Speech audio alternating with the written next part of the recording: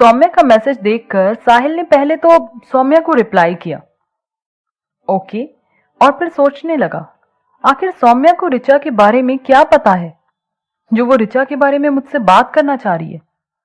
साहिल के मन की उलझन बढ़ने लगी थी। साहिल जैसे ही फ्री हुआ उसने सबसे पहले सौम्या को कॉल किया। हेलो सौम्या, तुम्हारा मैसेज देखा था। क्या हुआ, ऋचा से कुछ बात हुई क्या? साहिल की हैरानी देखकर सौम्या को इतना तो समझ आ रहा था कि साहिल को ऋचा के बारे में कुछ पता तो है, और शायद इस बात का रीजन भी पता है कि ऋचा का एक भी फोटो क्यों नहीं है। सौम्या ने साहिल से कहा, अरे नहीं, मेरी बात नहीं हुई है। अपनी एंगेजमेंट की एल्बम आ गई है मेरे पास, कल मैं वही देख रही थी, और तुम्हें पता है उसमें ऋचा का एक भी पिक नहीं है, जबकि ऋचा तो एंगेजमेंट वाले दिन हम लोगों के साथ ही थी। इसलिए मैं तुमसे यही पूछना चाह रही थी कि बीच में जब तुम ऋचा को ढूंढने गए थे तब ऋचा कहाँ थी? साहिल ने सौम्या की बात सुनकर पहले तो एक ठंडी सांस भरी, फिर बोला, अरे वो ऊपर रूम में गई थी, उसको ज्यादा शोर शराबे से प्रॉब्लम होने लगती है इसलिए। साहिल की बात सुनकर सौम्या बोली, ओह अच्छा अच्छा, फिर ठीक है। मैं परेशान हो रही थी कि पता नहीं कुछ प्रॉब्लम तो नहीं है।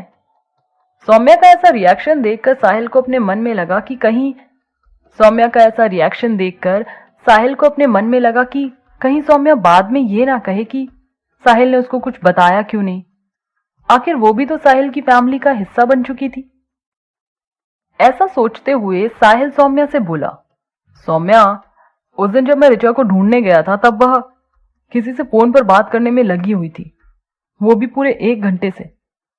और जब मैंने उसका मोबाइल देखा तब वो लास्ट कॉल वाला नंबर भी डिलीट कर चुकी थी। मुझे पता नहीं क्यों ऐसा लग रहा है कि ऋचा की लाइफ में कुछ गड़बड़ चल रही है, तो वो किसी से शेयर नहीं करना चाहती। मैं ठहरा उसका भाई, जब तक वो खुद से नहीं बताएगी मैं कैसे पता लगाऊंगा? क्या तुम ऋचा से बात कर सकती हो? साहिल की बात सुनकर सौम्या बोली, हाँ मैं बात तो कर सकती हूँ, मगर मेरे ख्याल से मेरा डायरेक्ट बात करना उसको अच्छा नहीं लगेगा। वो भी सोचेगी कि भाई ने सारी बातें तो सौम्या को बता दी। साहिल को सौम्या की बात भी सही लगी, तो वो सौम्या से पूछने लगा, अच्छा तो फिर बताओ क्या करें? मैं जानना चाहता हूं कि ऋचा की लाइफ में क्या चल रहा है, वो खुद से शायद ना बताए। साहिल की परेशानी देखकर सौम्या बोली, अरे हो सकता है कि उसका कोई बॉयफ्रेंड हो, वो किसी के प्यार में हो, उसी से बातें कर रही हो। इतना परेशान होने की जरूरत नहीं है। सुनकर साहिल ने कहा, अरे बात वो नहीं है, अगर सब कुछ नॉर्मल होता तो वो मुझे बता देती, पर छुपाने की वजह से मुझे ऐसा लग रहा है जैसे कुछ गड़बड़ है। सौम्या ने साहिल से कहा, अरे कोई गड़बड़ नहीं होगी, तुम्हें सिर्फ इसलिए नहीं बता रही है क्योंकि कोई भी बहन अपने भाई को अपनी लव स्टोरी नहीं बता सकती। और फिर तुमने भी तो अपनी बहनों को ये नहीं बताया कि तुम्हारी अरेंज मैरिज नहीं लव मैरिज हो रही है। हो सकता है ऋचा को इस बात का डर हो कि घर में शायद उसके बॉयफ्रेंड के बारे में किसी को पता चल गया तो शायद कोई पसंद ना करे। फिर सौम्या कुछ सोचते हुए बोली, अच्छा एक काम करती हूँ, मैं ऋचा और ऋतु दोनों को धीरे धीरे बात करके अपनी फ्रेंड बना लूंगी। वैसे भी लड़कियां अपने भाई से ज्यादा भाभियों से क्लोज हो जाती हैं, शायद वो भी मुझे खुद से ही सब कुछ बता दे। साहिल को सौम्या का यह आइडिया बहुत अच्छा लगा। वो सौम्या से बोला, हाँ ऐसा कर सकते हैं, तुम बात करना शुरू कर दो, धीरे धीरे उसका भरोसा होने लगेगा कि तुम उसकी बात किसी से नहीं कहोगे, तो वो तुमसे सारी बातें शेयर करने लगेगी। सौम्या ने साहिल से कहा, अच्छा ठीक है, मैं आज से ही बात करना शुरू कर दूंगी। उन लोगों को कुछ फोटो क्लिक करके भेजूंगी, उसी बहाने बात शुरू हो जाएगी। साहिल ने कहा, ठीक है फिर, और जो भी बात हो वो मुझे जरूर बता देना। सौम्या ने ओके कहकर फोन रख दिया। आज से सौम्या को एक नया काम मिल गया था, अपनी दोनों नंदों को अपनी फ्रेंड बनाने का। और काम क्या, सौम्या का तो नेचर भी ऐसा ही था, वो जल्दी ही सबकी दोस्त बन जाती थी।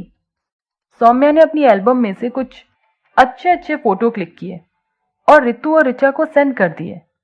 जब ऋतु और ऋचा ने सौम्या के भेजे हुए फोटो देखे तो दोनों ने फटाफट रिप्लाई कर दिया, वाह गुड लुकिंग, भाभी आप तो वैसे भी बहुत सुंदर लग रही थी।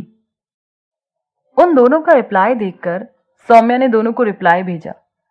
तुम दोनों भी बहुत सुंदर लग रही थी। रितु की तो सारी फोटोज बहुत सुंदर आई हैं, पर ऋचा का एक भी पिक नहीं मिला मुझे। तुमको फोटो निकलवाना पसंद नहीं है क्या? एक स्माइल के साथ ये मैसेज भेजकर सौम्या ऋचा के रिप्लाई का इंतजार करने लगी। इधर ऋचा ने जब ये मैसेज पढ़ा तो वो सोचने लगी कि सौम्या को क्या रीजन बताए जिससे सौम्या दोबारा ये सब ना पूछे। थोड़ी देर बाद ऋचा ने खुद ही सौम्या को कॉल कर लिया और बोली, हेलो भाभी, कैसे हो? आपकी पिक देखी, बहुत सुंदर थी। वैसे भी आप और भैया दोनों एक साथ इतने अच्छे लग रहे थे कि क्या बताऊं। सौम्या को ऋचा की बात सुनकर हंसी आ गई। वो हंसकर बोली, तारीफ का शुक्रिया। अच्छा तुम बताओ, तुम्हारा एक भी फोटो मुझे क्यों नहीं मिला? तुम्हें फोटो निकलवाना पसंद नहीं है क्या? तो ऋचा ने रिप्लाई दिया, अरे नहीं भाभी, ऐसा नहीं है। वो उस दिन मेरी तबीयत सही नहीं थी, इसलिए मैं ऊपर रूम में चली गई थी और उसी समय फोटो वगैरह क्लिक किए गए थे, इसलिए आपको मेरी एक भी फोटो नहीं मिली।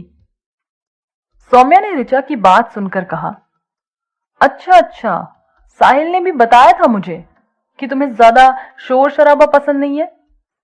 सौम्या की बात सुनकर ऋचा को अच्छा लगा। वह अपने मन में सोचने लगी, चलो ये तो भैया ने अच्छा किया कि भाभी को कुछ नहीं बताया। ऐसा सोचकर ऋचा आगे सौम्या से बातों में बिजी हो गई थी। क्या सौम्या ऋचा को अपना दोस्त बनाकर ऋचा की सारी बातें जान पाएगी?